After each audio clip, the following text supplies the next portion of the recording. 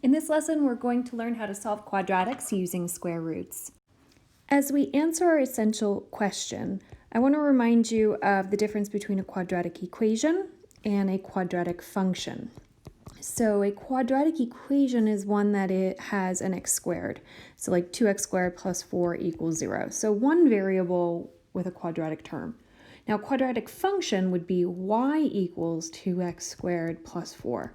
So if we went to graph, this is the one that creates a parabola. All right, so we're going to look at what does it mean to solve a quadratic equation, and then how does that directly relate to a quadratic function. And I just want to give you some vocabulary. When I talk about the solutions to a quadratic equation, these are also going to be called roots. We've mentioned this before. Your zeros. And this corresponds directly to the x-intercepts. All right, so what's that mean? That means if I am just solving the quadratic equation, I'm going to get two answers because I have an x squared, or I should say most times I'm going to get two answers. There will be some special cases where I get just one, but it's a repeated answer.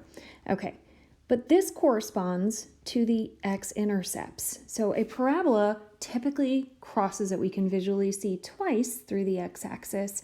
So another reason to see we've got two roots, two zeros, two x-intercepts. So we're going to learn how to solve quadratic equations using the square root method, but it's really important that you can identify what type of equations can be used or can be solved using this method. So first of all, if it's in vertex form, all right, so whether it's a function or just an equation, so let me remind you of what that looks like. So that's where it's y equals a times x minus h quantity squared plus k. So it looks, it's got this set of parentheses with an x squared on the outside. Now, if it's in standard form and b is 0, it can also be solved using this method. For instance, where you have a x squared plus c equals either 0 or y, okay? So standard form where b is 0 or vertex form. So which of the ones on the screen can I use the square root method for? Well, this first one is good because it's x squared equals 4. You could say that standard form b is 0. Now, how do I recognize b is 0? So b is the coefficient on your linear term. There's no regular x. This one's good too. There's no just plain old x. This one's good because there's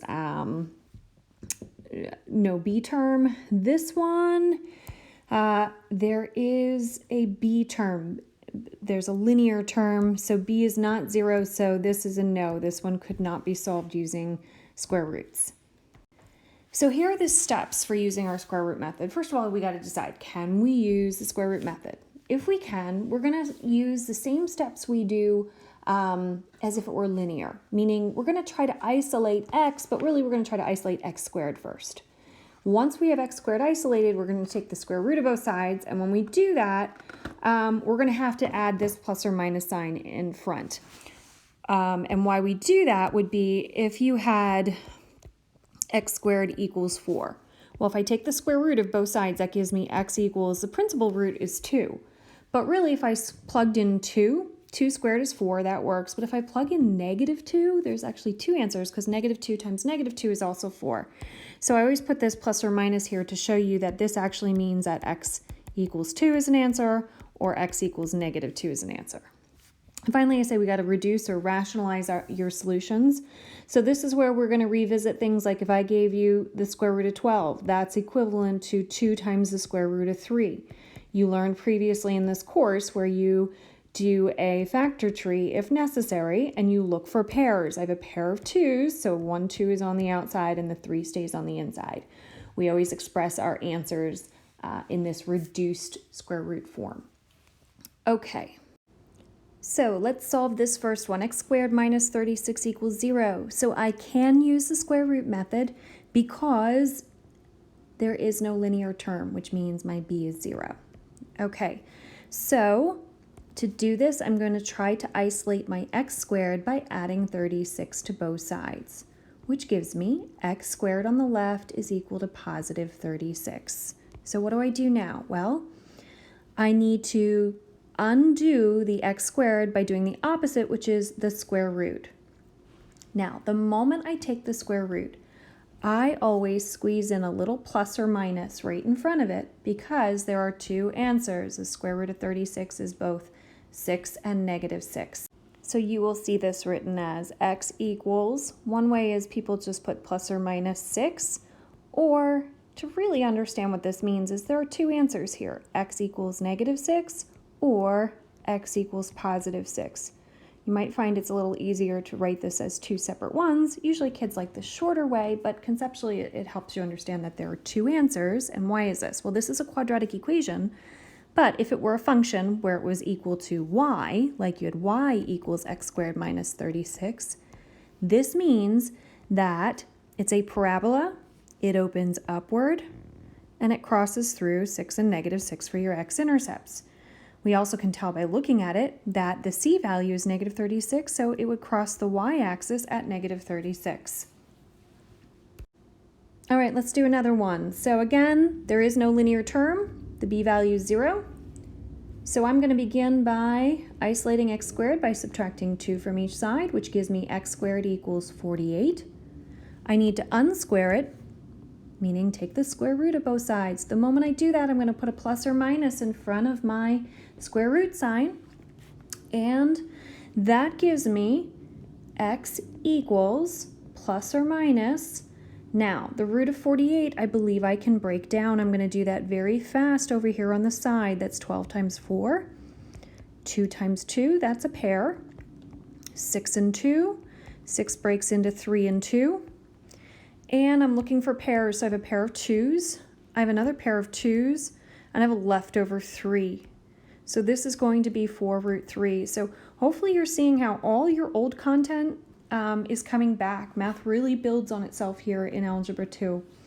Okay, so this means that I have two answers. One is x equals negative 4 times root 3, or x equals positive 4 times the square root of 3. This is known as my exact answer. All right. Now, in Get More Math, it often wants the approximate. I prefer the exact, and most courses will. But you would just type this into your calculator.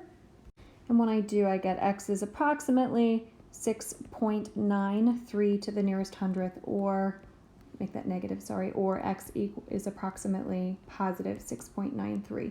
It's where it crosses the x-axis. Now, also, when you put that into your calculator, it doesn't matter if you type in root 48, the original, or if you typed in 4 times the square root of 3. They'll both give you the 6.93 as a decimal. All right, take a look at 3. This time we have x squareds on both sides. So you're just, as if it were linear, you're going to get them on the same side. I'm going to subtract x squared, which gives me x squared minus 11 equals 5. Now I'm going to add 11 to both sides, which gives me x squared equals 16. I'm going to unsquare it by taking the square root. The moment I do, I put a plus or minus in front of the square root of 16, which means there are two answers, plus or minus 4. That one's a perfect square. So my two solutions are x equals negative 4 or x equals positive 4. So again, if I'm looking at a function, this would be a parabola that crosses at both negative 4 and 4 for my x-intercepts. All right, I would like you to pause the video and try 4 on your own. Press play when you're ready to check your answer. So hopefully you started by subtracting 2x squared from each side, which gives me 2x squared minus 3 equals 4. Then add 3 to give me 2x squared equals 7. Now I'm going to divide by 2. Some of you might accidentally do your square root, but you want to get x squared all the way by itself before you do the square root to both sides. This gives me x squared equals 7 over 2. Please tell me you didn't type that in your calculator and see that it's 3.5. We always want fractions that are reduced in higher math. Okay, so now we take the square root of both sides, which gives me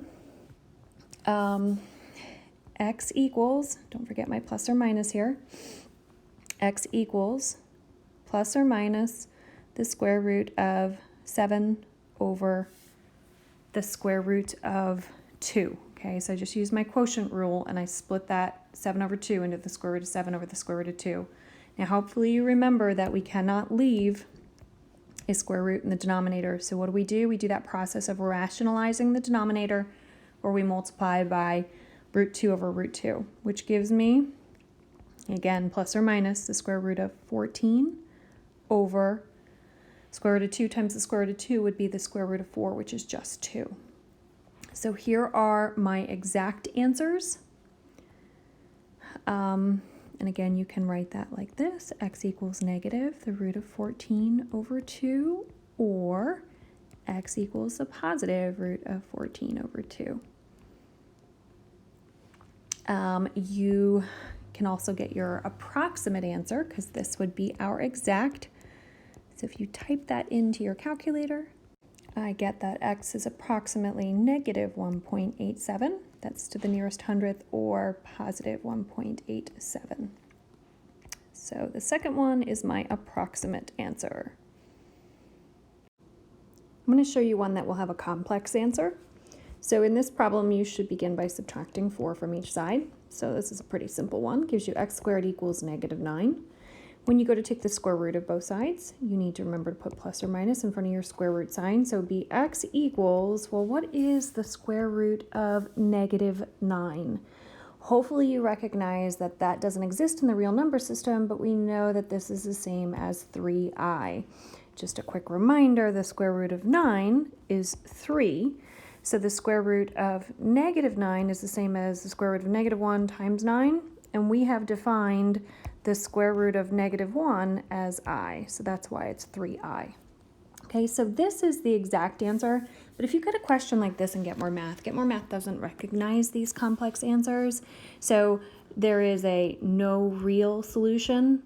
Because it's not a real number, that's the button you would hit. But even better in Algebra 2 is to recognize that this is an imaginary solution.